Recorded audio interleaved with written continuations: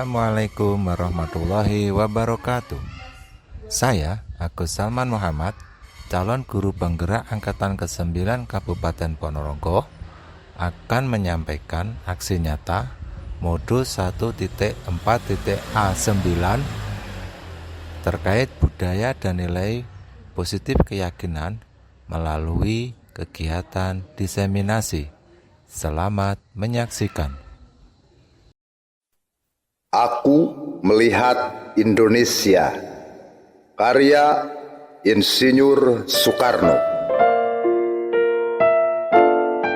Jikalau aku berdiri di pantai Ngeliep, aku mendengar lautan Hindia bergelora membanting di pantai Ngeliep itu. Aku mendengar lagu Sajak Indonesia. Jikalau aku melihat sawah-sawah yang menguning, menghijau, aku tidak melihat lagi batang-batang padi yang menguning, menghijau. Aku melihat Indonesia. Jikalau aku melihat gunung-gunung, Gunung Merapi, Gunung Semeru, Gunung Merbabu, Gunung Tangkuban Perahu, Gunung Kelebet, dan gunung-gunung yang lain, aku melihat Indonesia. Jikalau aku mendengarkan lagu-lagu yang merdu dari Batak, bukan lagi lagu Batak yang kudengarkan, aku mendengarkan Indonesia. Jikalau aku mendengarkan Pangkur Palaran, bukan lagi Pangkur Palaran yang kudengarkan, aku mendengar Indonesia. Jikalau aku mendengarkan lagu Olesio dari Maluku, bukan lagi aku mendengarkan lagu Olesio, aku mendengar Indonesia. Jikalau aku mendengarkan burung perkutut menyanyi di pohon, ditiup angin yang sepoi-sepoi, bukan lagi aku mendengarkan burung perkutut, aku mendengarkan Indonesia. Jikalau aku menghirup udara ini, aku tidak lagi menghirup udara, aku menghirup Indonesia. Jikalau aku melihat wajah anak-anak di desa-desa dengan mata yang bersinar-sinar, Pak Merdeka, Pak Merdeka, Pak Merdeka, aku bukan lagi melihat mata manusia, aku melihat Indonesia.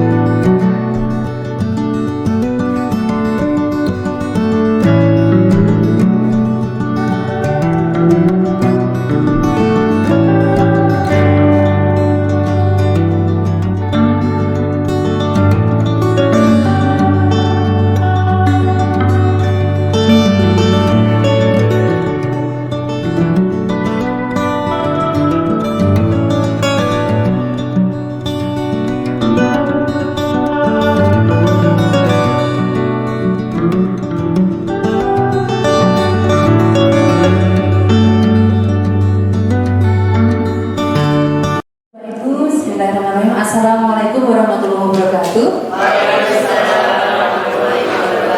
Selamat siang Bapak Ibu guru hebat semua. Apa kabar?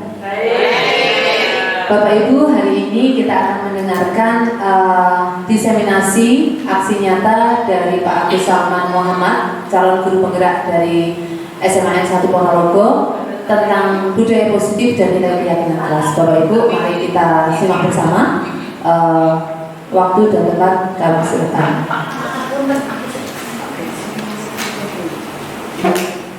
Terima kasih waktunya. Assalamualaikum warahmatullahi wabarakatuh. Selamat pagi. Selamat pagi. Masih semangat? Tetap semangat. Oke, untuk mulai pada pagi hari ini sebelumnya kita ice breaking dulu. Mohon Bapak Ibu guru untuk berdiri sebentar supaya tidak terasa kaku.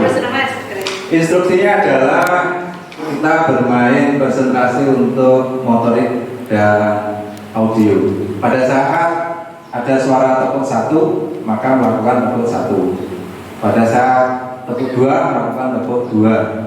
Pada saat mendengar suara 2, tidak tepuk dan menyampaikan angka 2. Bisa ya? Contoh ya, tepuk 1. Tepuk 1.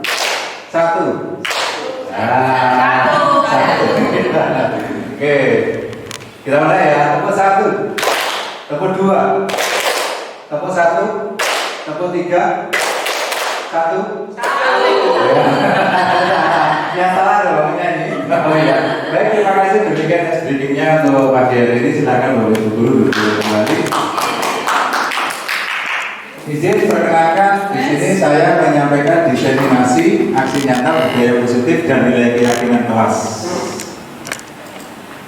Nah, sebelum memasuki materi berikutnya, izinkan akan memutarkan sebuah puisi karya Insinyur Soekarno tentang Indonesia. Melihat Indonesia, karya Insinyur Soekarno.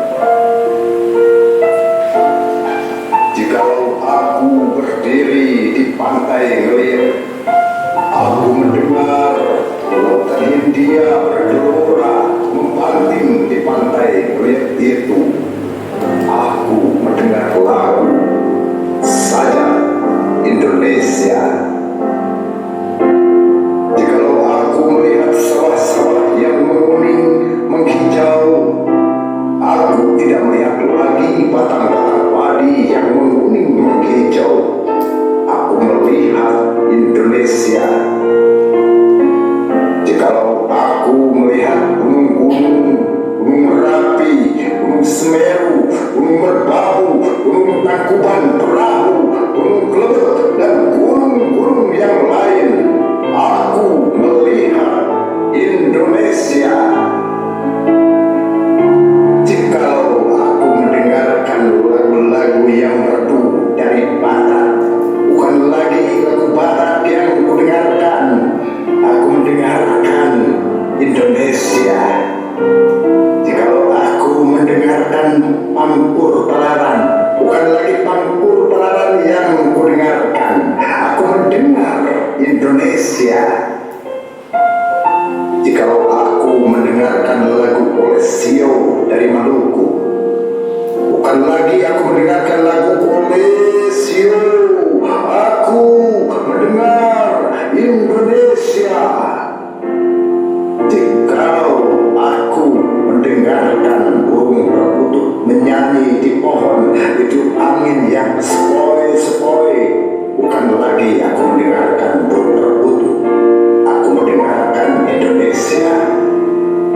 Jikalau aku menghirup udara ini, aku tidak lagi menghirup udara, aku menghirup Indonesia. Jikalau aku melihat wajah anak-anak di desa-desa dengan mata yang bersinar-sinar, Pak Merdeka, Pak Merdeka, Pak Merdeka.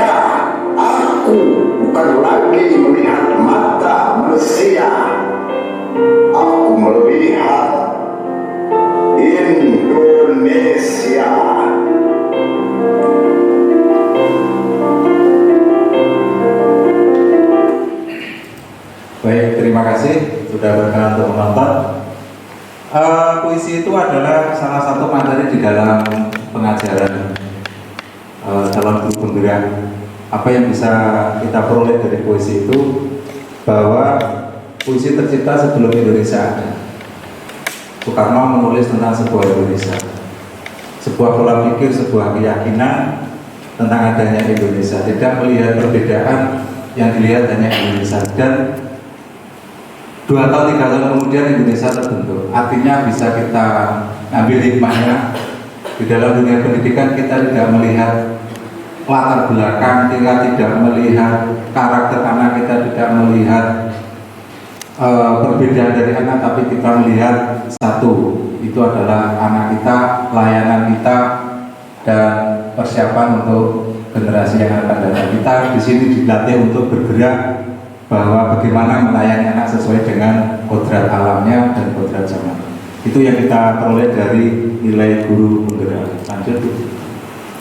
Masuk kepada budaya positif. Apa budaya positif? Seorang guru harus mempunyai kemampuan yang baik untuk menciptakan budaya positif. Budaya positif dapat dijalankan dengan menerapkan konsep disiplin positif, motivasi perilaku manusia yang berkaitan hukuman dan penghargaan, posisi kontrol guru, keyakinan kelas, sekolah, dan segitiga restitusi. Itu pengantarnya. Kemudian untuk disiplin positif adalah penerapan disiplin yang mengajarkan anak bertanggung jawab dan menumbuhkan kesadaran diri berdasarkan motivasi internal, bukan paksaan, pujian, atau hukuman. 5 kebutuhan dasar hidup. Yang pertama adalah bertahan hidup, ada kekuasaan, ada kasih sayang dan rasa diterima, ada kesenangan, ada kebebasan. Ini kebutuhan 5 dasar. Ini kebutuhan dasar hidup, ada 5. Apa yang bisa kita peroleh bahwa anak-anak kita mempunyai kelima-limanya. Porsinya yang berbeda-beda. Pernah satu pengalaman mendampingi anak pada saat AMBK. Pada waktu dia awal login, teman-temannya fokus, dia membuka HP, kemudian membuka kameranya sambil berhias. Sebelum mendapat materi ini, saya sebagai guru berpikir anaknya tidak fokus. Tapi pada saat mendapat materi ini, oh, dia mungkin butuh sebuah kesenangan. Hanya tugas kita bagaimana mengarahkan anak itu agar kembali kepada keyakinan kelas. Anda butuh kesenangan, silakan Anda memenuhi kebutuhan itu, tapi jangan lupa niat kita untuk belajar. Alhamdulillah anak itu tersadar, kemudian fokus mengerjakan. Jadi dalam menghadapi kondisi anak, kita bisa meletakkan 5 kebutuhan dasar ini sebagai sebuah fondasi untuk memudahkan dalam mengenal dan tidak mudah terpancing emosi terhadap perbedaan karakter anak. Lanjut. Motivasi perilaku manusia. Yang pertama adalah untuk menghindari ketidaknyamanan atau hukuman. Yang kedua mendapatkan imbalan atau penghargaan. Yang berikutnya adalah menjadi orang yang mereka inginkan. Yang berikutnya adalah untuk menghargai diri sendiri dengan nilai-nilai yang mereka percaya. Sebelumnya Bu, iya. Sebelumnya lagi. Iya, motivasi perilaku. Kita yakin bahwa tiap anak itu pasti punya motivasi. Nah, motivasi itu bisa terwujud di dalam sebuah aktivitasnya. Jika anak itu rajin pada saat ulangan, berarti motivasinya dia mendapatkan nilai. Pada saat anak itu misalkan datang terlambat, bisa jadi setelah kita komunikasi motivasinya dia adalah untuk mendapat penghargaan dari orang lain atau dia menghindari ketidaknyamanan. Jadi di sini di dalam guru penggerak kita sebenarnya dikenakan tentang pola pikir paradigma. Bagaimana melayani kepada siswa, seperti yang digambarkan oleh puisi Soekarno itu. Salah satu di materinya pada saat kita memberikan contoh itu adalah perubahan kecil. Tapi ketika kita membangun pola pikir yang kuat, itu adalah mengarah kepada perubahan yang besar. Itu motivasi perilaku manusia. Lanjut Ibu. Nah, posisi kontrol guru ada 5 item. Yang pertama pendukung sesuatu yang menyakitkan harus terjadi. Contohnya, berikutnya adalah membuat merasa bersalah, membuat orang lain merasa tidak nyaman. Yang ketiga sebagai teman, yang keempat pemantau, yang kelima adalah manajer. Ini kelimanya berdiri sendiri, tidak bertahap. Memang kodrat manusia kadang kita secara lelah emosi sering bersifat sebagai penghukum atau membuat rasa bersalah. Tetapi ingat, anak-anak itu adalah sebuah potensi yang sudah mempunyai garis. Kita guru bertugas menebalkan garis yang ada. Sudah mempunyai kodrat. Biarkan padi tumbuh menjadi padi, biarkan kedelai tumbuh menjadi kedelai. Tugasnya guru adalah merawat dan mendidik anak itu menemukan jati dirinya di dalam proses pendidikan. Itu tugas daripada guru menurut filosofi keyakinan. Nanti akan kita sampaikan di slide berikutnya, korelasi modul. Keyakinan kelas. Yang pertama, guru berperan mewujudkan keyakinan kelas dengan membuat kesepakatan antara guru dan murid. Yang kedua, keyakinan sekolah berupa pernyataan universal dan mudah dipahami, diingat, dan harus dilakukan. Keyakinan itu munculnya dari dalam. Kalau di lembaga berarti keyakinan sekolah, tidak ada paksaan. Nanti ada satu lembar warna oranye, silahkan pada akhir sesi Bapak Ibu Guru, pink, ya, Bapak Ibu Guru menuliskan keyakinan tentang sekolah kita. Lanjut. Perbedaan peraturan dan keyakinan kelas. Peraturan adalah tatanan, menata. Keyakinan adalah kepercayaan dan sebagainya yang sungguh-sungguh kepastian, ada ketentuannya. Kemudian bila peraturan maka berasal dari luar dari individu. Keyakinan mengacu dari dalam diri individu tersebut. Kepercayaan sungguh-sungguh dipegang oleh nilai-nilai apa yang diyakini. Jadi dalam sebuah keyakinan kita bisa melakukan pendekatan dengan kata-kata positif. Misalkan jangan terlambat, itu mungkin peraturan. Alangkah lebih baiknya kita datang lebih awal. Karena intinya semua manusia itu mempunyai kodrat dan nilai fitrah. Lanjut. Contoh peraturan. Yang pertama, memakai helm, menggunakan sepatu hitam, tidak boleh terlambat, mencuci tangan sebelum makan. Lanjut. Sebelumnya ada? Sebelumnya? Contoh peraturan, ya lanjut ya. Berikutnya, contoh beda peraturan dan keyakinan. Pertanyaannya berikut, mengapa kita memiliki peraturan tentang protokol kesehatan, yaitu penggunaan masker dan mencuci tangan setiap saat. Pertanyaan berikutnya, mengapa kita memakai sabuk pengaman dan memakai helm saat berkendara? Karena ada peraturan. Itu kalau tidak ada yang menjaga peraturan maka tidak terlaksana. Tetapi beda dengan keyakinan. Kalau keyakinan bisa muncul dari dalam kita, maka itu akan menjadi kekuatan dan pendorong. Keyakinan sifatnya adalah universal, mengarah kepada keselamatan psikologis. Contoh berikutnya, lanjut tuh. Nah ini tadi penggunaan protokol karena ada peraturan, tapi keyakinannya adalah untuk keselamatan diri sendiri dan orang lain.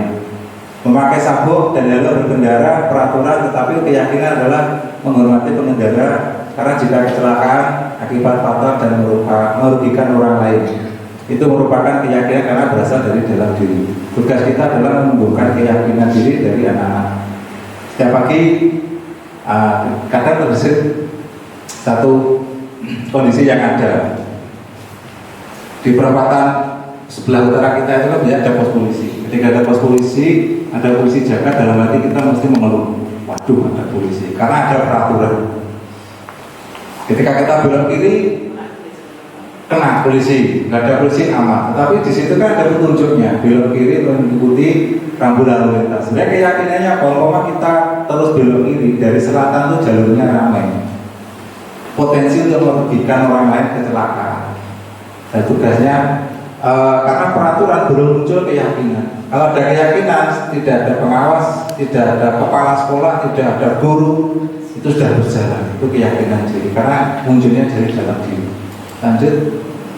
Menurut dosen, Keyakinan akan lebih memotivasi seseorang dari dalam atau memotivasi secara intrinsik. Seseorang akan lebih tergerak dan bersemangat untuk menjalankan keyakinannya daripada hanya sekedar mengikuti serangkaian peraturan. Tuh, karena apa? Keyakinan berasal dari dalam diri. Lanjut. Cara membuat keyakinan. Siswa menulis keyakinan yang mereka inginkan, guru dan siswa mengulas keyakinan yang telah tertulis, guru dan siswa memilih keyakinan kelas yang penting, mengubah keyakinan kelas menjadi kalimat positif, mengecek dan menyepakati keyakinan kelas. Baik, Bapak Ibu sudah memegang kertas warna pink ya. Silakan Bapak Ibu tulis keyakinan kelas, keyakinan lembaga kita, lembaga di sini bebas, bersifat kalimat positif. Kemudian ditempelkan di depan sini. Nanti kita bacakan.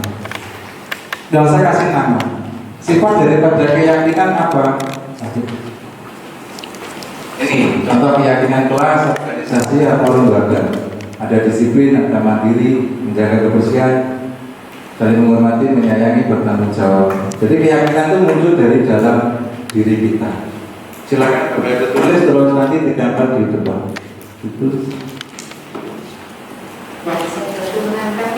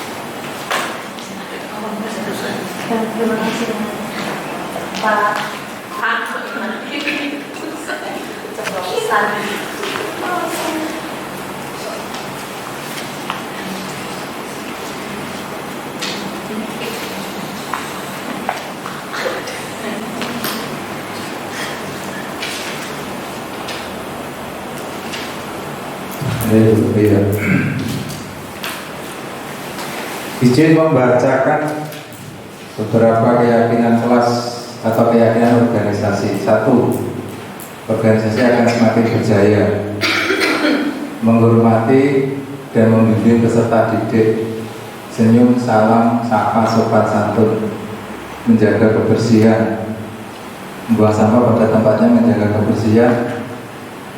kebersihan, tidak ada bullying, saling menghormati ya, tidak boleh datang lebih pagi, disiplin, sholat tepat waktu, disiplin. Baik, beberapa kalimat positifnya adalah saling menghormati, disiplin, dan menjaga kebersihan. Nah, dari keyakinan ini yang muncul dari dalam tidak ada paksaan. Kamu harus nulis ini, tidak. Saya punya keyakinan ini. Kemudian tidak dibuat kesepakatan sekolah, kesepakatan kelas. Nah, nanti lebih baiknya kita tempel di kelas itu. Itu bisa menjadi penyemangat kita. Ini kemarin saya membahaskan kepada kelompok OSIS MPK. Silakan Anda membuat keyakinan organisasi kegiatan. Apa? Tuliskan di situ, sepakati.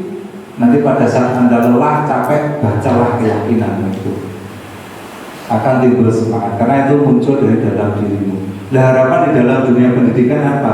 Memunculkan keyakinan peserta didik. Tidak ada peserta didik yang sama. Itulah penekanan di dalam pengembangan pola pikir guru bergerak. Lanjut.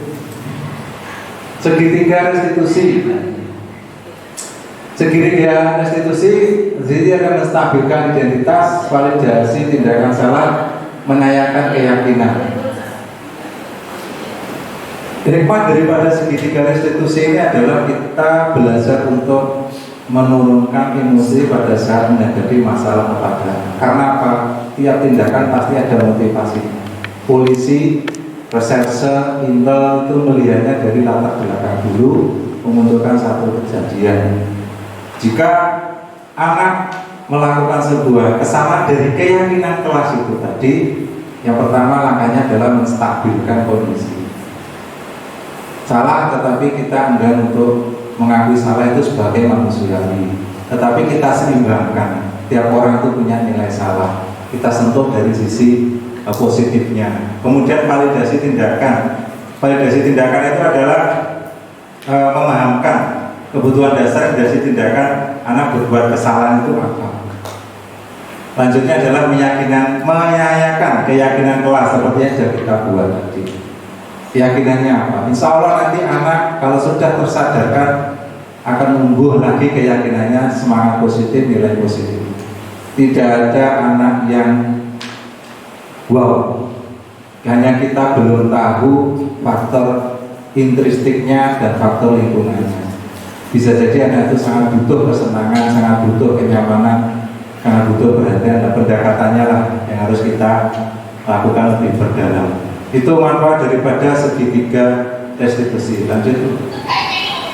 Nah, Ijen menyampaikan koneksi antara materi modul. Slide ini berisi apa yang sudah kita peroleh selama proses pendidikan guru penggerak. Karena banyak di beberapa institusi, karena belum kenal, saya pun juga awal seperti itu. Wah, guru penggerak, calon kepala sekolah, calon pengawas. Nah, itu sebenarnya awalan suara seperti itu. Tapi ketika masuk ke dalamnya, kita dikenalkan tentang nilai-nilai seorang pendidik. Lanjut. Modul 1.1 Filosofi Ki Hajar Dewantara, menuntun segala kodrat anak agar selamat dan bahagia. Pada modul 1.1 kita diajarkan siswa itu adalah anak kita. Kita menghamba kepada anak bukan berarti menuhankan, tidak. Peserta didik itu adalah anggap anak kita sendiri. 4 anak karakternya pasti berbeda. Lah, untuk menyamakan apa kita buat keyakinan tadi bersama-sama dari anak-anak. Itu modul filosofi GAD di 1.1.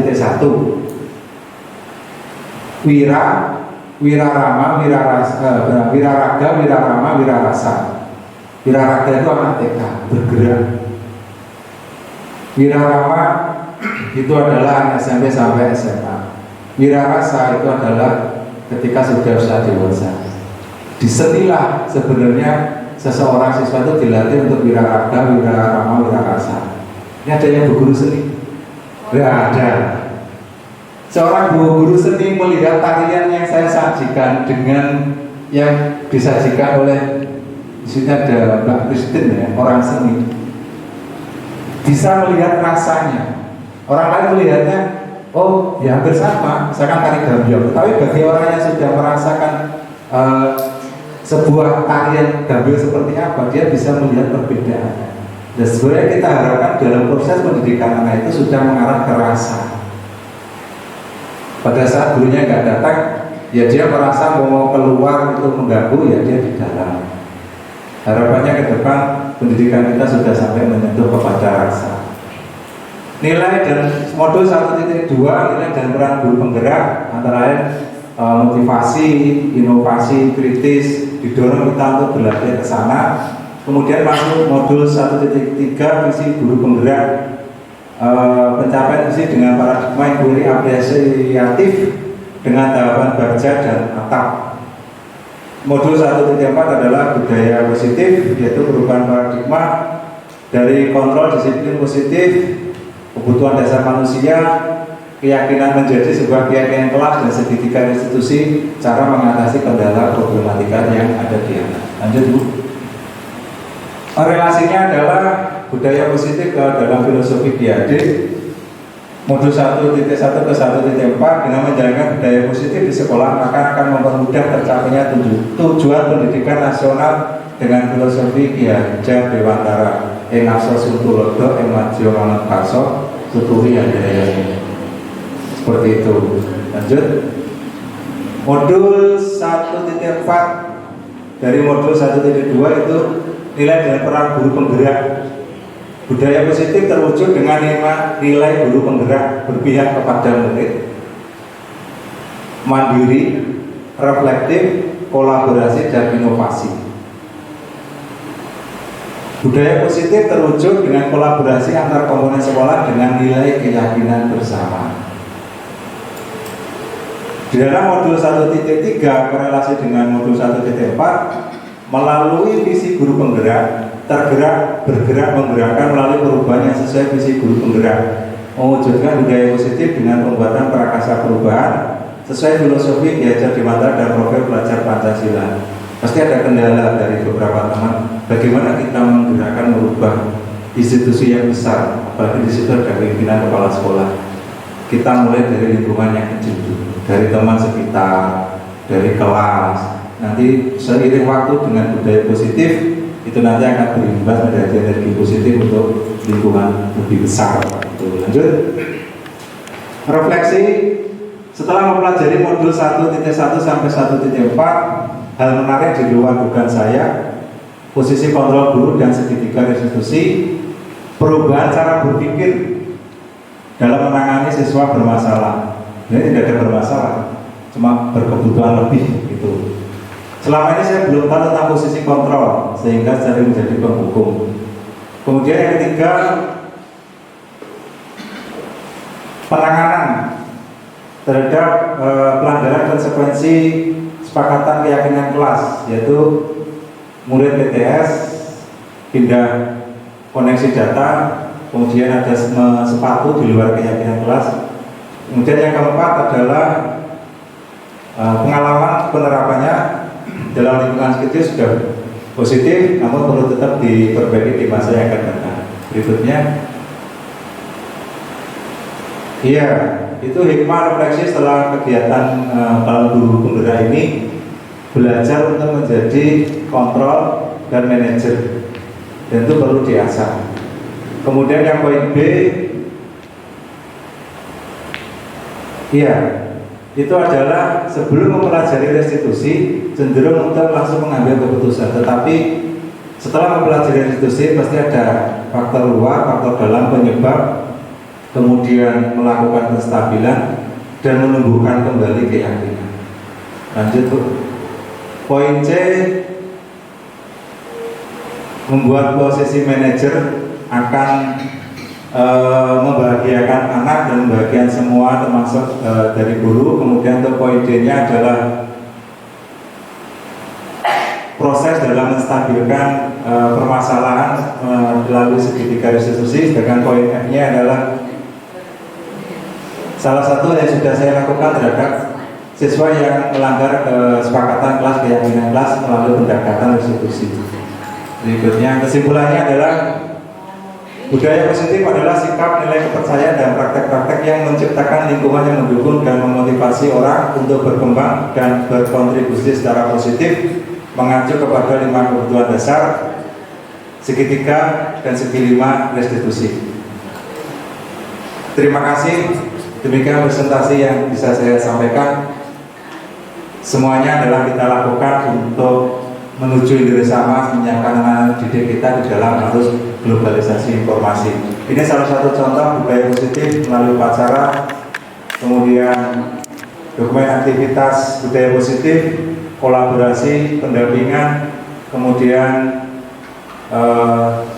itu kolaborasi pendampingan, segitiga restitusi. Terima kasih atas waktu yang telah diberikan kepada teman-teman. Saya akhiri sekian, mohon maaf jika ada kekurangannya. Billahi taufiq wal hidayah. Assalamualaikum warahmatullahi wabarakatuh.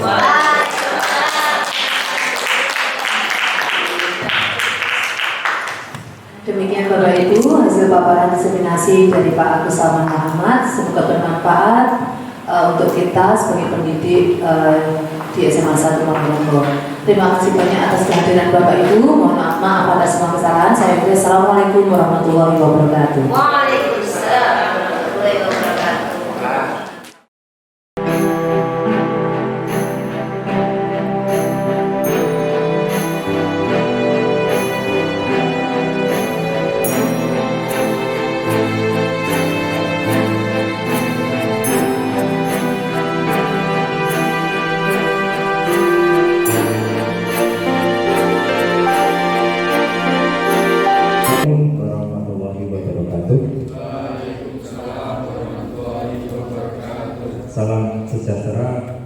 salam bahagia, namo buddhaya, om santi santi om. Apa kabar adik-adik semua? Baik. Selamat pagi.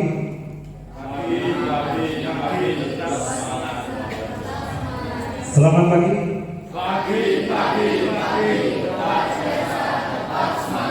Ya, itulah pola pikir kita. Walaupun suasananya siang, ketika kita mendengar pagi, maka yang muncul semangat paginya. Iya kan? Ya, itulah kekuatan pola pikir. Maka pada siang hari ini izinkan Pak Sarman mau menyampaikan diseminasi aksi nyata program Guru Penggerak Angkatan ke-9 Kabupaten Ponorogo tentang budaya positif dan keyakinan kelas. Kelas dalam hari ini kita anggap sebuah rumah kita, yaitu organisasi OSIS dan MPK. Bisa angkat tangan yang pengurus OSIS? Ya, pengurus MPK? Oke, nah apa itu budaya positif dan nilai keyakinan kelas? Next.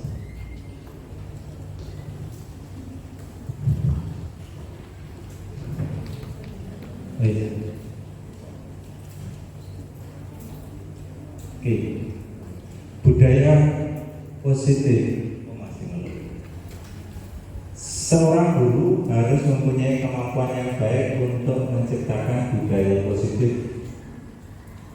Budaya positif dapat dijalankan dengan menerapkan konsep disiplin positif, motivasi perilaku manusia yang berkaitan hukuman, dan penghargaan posisi kontrol guru, keyakinan kelas, sekolah, dan segitiga restitusi.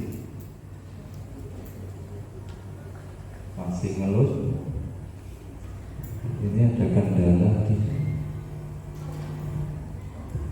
Disiplin positif adalah penerapan disiplin yang mengajarkan anak bertanggung jawab dan menumbuhkan kesadaran diri berdasarkan motivasi internal, bukan paksaan, ujian, atau hukuman. Itu disiplin positif. Jadi dalam konsep psikologis, kita penghargaan itu sebenarnya kurang baik. Ujian itu sebenarnya kurang baik.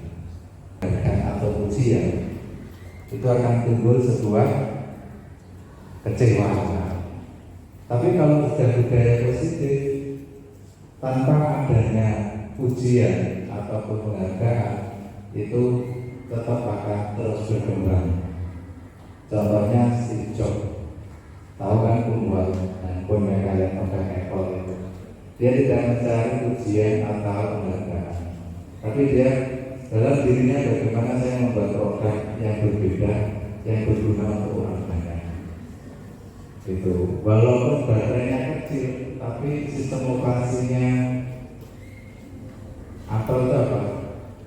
iOS itu jauh lebih hemat daripada Android itu kan. Nah itulah salah satu motivasi diri dari Steve Jobs, dan bisa juga kalau dia Muslim sebagai amal jariahnya dia.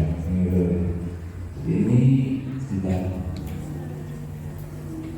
Lanjut. Baik, 5 kebutuhan dasar hidup. Kita mau hidup bukan? Ya. Berarti intinya dari semua yang ada di ruangan ini mempunyai 5 kebutuhan dasar. Siapa saja? Yang pertama adalah bertahan hidup. Ada kebutuhan kekuasaan, ada kebutuhan kebebasan, ada kebutuhan kesenangan, ada kebutuhan kasih sayang dan rasa diterima. Apa yang bisa kita peroleh dari pengetahuan kebutuhan dasar manusia itu? Pada saat Anda berorganisasi, tiba-tiba ada teman Anda yang sudah punya keyakinan datang, dia nggak datang. Oh, bisa jadi dia punya kebutuhan kesenangan. Berarti nggak usah emosi. Ya, Misalkan ada juga yang waktu rapat suka nge-game, mungkin juga kesamaan. Nah, dari 5 pilihan ini kan membantu kita untuk menjadi lebih dewasa, menyikapi kondisi teman yang ada. Lanjut.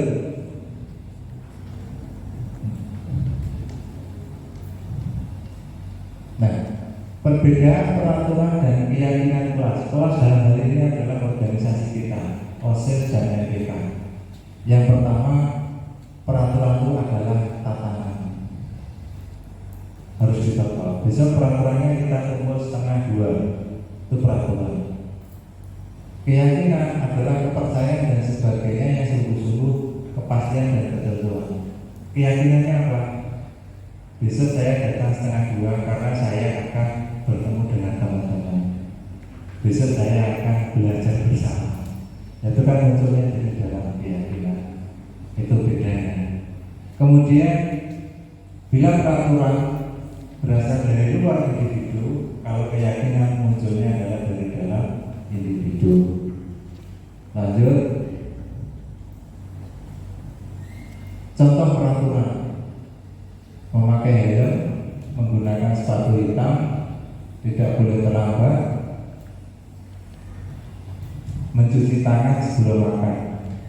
Pak, menggunakan sepatu hitam dari Senin Selasa itu peraturan baik atau buruk? Baik. Nah, sebenarnya di dalam budaya positif peraturan itu dibangun berdasarkan kesepakatan. Mengapa kita pakai sepatu hitam hari Senin? Karena ada upacara, karena hari pertama lebih mudah untuk memilih. Coba Senin dikasih kebebasan, nanti Sabtu sudah, Jumat sudah pakai coklat, Senin saya pakai apa? Akhirnya bingung. Itu berawal dari keyakinan bersama, sehingga timbullah kesepakatan Senin pemakai harus memakai sepatu hitam, bukan ke peraturan. Contoh, mengapa kita memiliki peraturan tentang protokol kesehatan? Mengapa kita memakai sabuk pengaman dan memakai helm saat berkendara? Karena ada peraturan. Sederhana lagi, peraturan apa? Itu fakta ya. Tiap pagi di pojok Sarpon ada polisi. Saya juga belum. Wah, ini udah sama belum kan gitu kan. Karena peraturan belum muncul dari keyakinan diri. Karena sebenarnya pada saat sudah menjadi sepakatan belok kiri itu berhenti di Sarpon, entah ada polisi atau tidak, kita harus berhenti. Karena kalau kita nekat ada kecelakaan, kita merugikan orang lain. Sama nanti di organisasi OSIS MPK pasang berharap muncul keyakinan organisasi saling menghormati, menghargai. Jadi tanpa ada disuruh sudah muncul kesadaran. Saya di bagian publikasi. Keyakinan saya bagaimana mempublikasikan kegiatan atau bagaimana bagusnya publikasi di OSIS atau MPK. Nggak usah disuruh. Betul. Lanjut. Ini yang berikutnya, mengapa kita memakai masker dan mencuci tangan untuk keselamatan diri sendiri dan orang lain?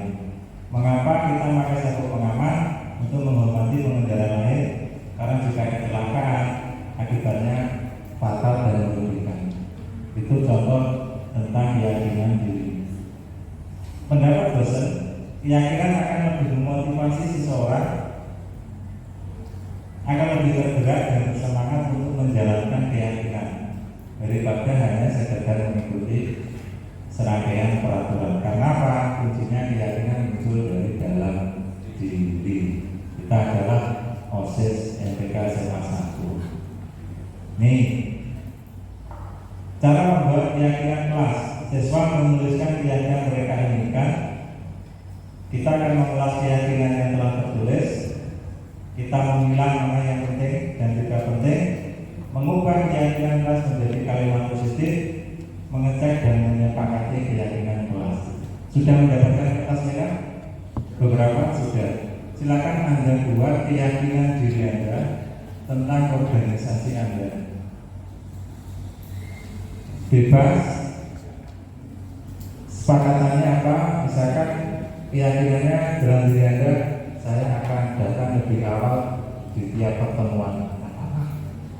Tulis saja, saya akan berkomitmen terhadap tugas yang sudah dijalankan.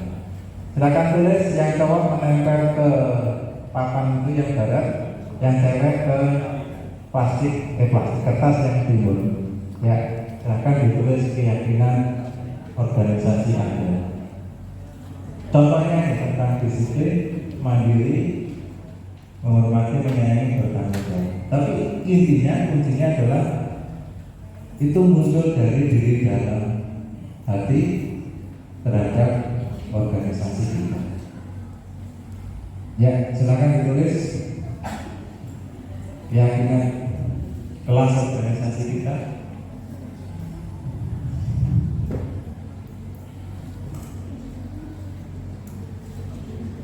Yang sudah silakan tempel di papan kertas di tembok. Nanti coba kita baca. Kita bagian tempel sana.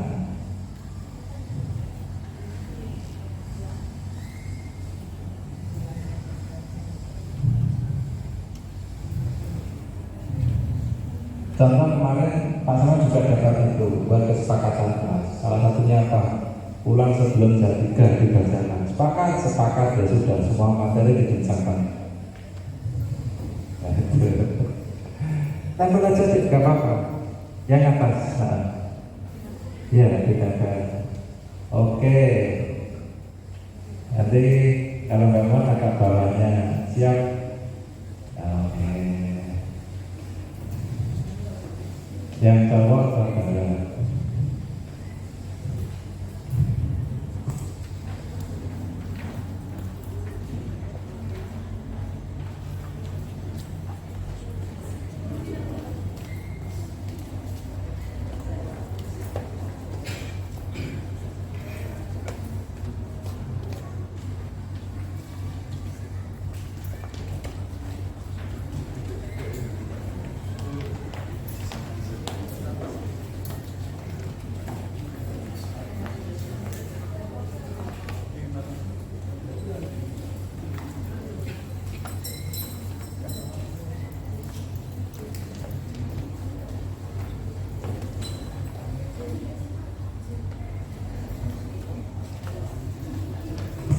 Oke, adik-adik hebat sudah pernah belajar menulis.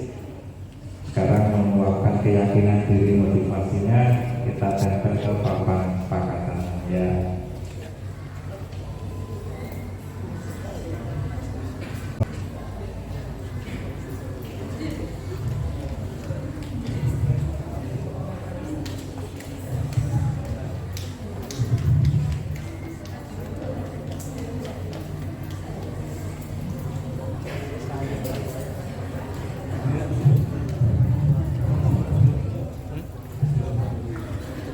Sampai enggak ya?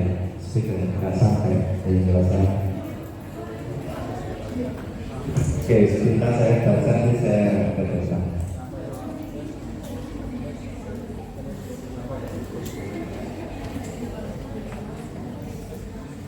Baik, saya bacakan. Oh, operasi. Oke, saya akan melaksanakan tugas proker semaksimal mungkin. Tupoksi yang saya miliki, organisasi lebih baik, mengungkapkan setiap ide kreatif mantap. Keyakinan saya terhadap organisasi, saya yakin mampu menjalani dan menghadapi tantangan. Saya akan berusaha semaksimal mungkin melaksanakan tanggung jawab, disiplin bertanggung jawab, terus jujur, makin tata tertib. Ya, kesepakatannya kurang lebih saya tangkap gini, dari yang kelompok barat adalah patuh terhadap kesepakatan bersama, menjalankan sesuai tupoksinya dan bertanggung jawab. Ada yang menuliskan keyakinannya mengembangkan ide kreatif. Boleh, jangan merupakan 5 kebutuhan dasar manusia. Sama, punya 5, tapi prosentasenya beda. Ada yang kesenangannya tinggi, ya nggak apa-apa. Ada yang kebutuhan bertahan hidupnya tinggi. Tuh, itulah pentingnya kelebihannya manusia. Sekarang yang timur saya mau dulu.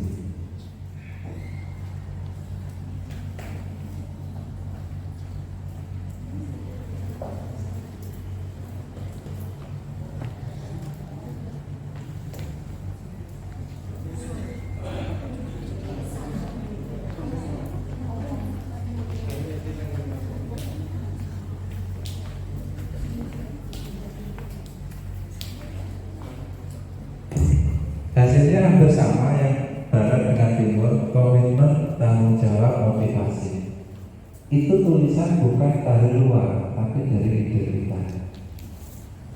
Ya, nah nanti disampaikan, kemudian kalau dirangkum menjadi 2-3 kesepakatan kegiatan atau kesepakatan kelas atau kesepakatan organisasi.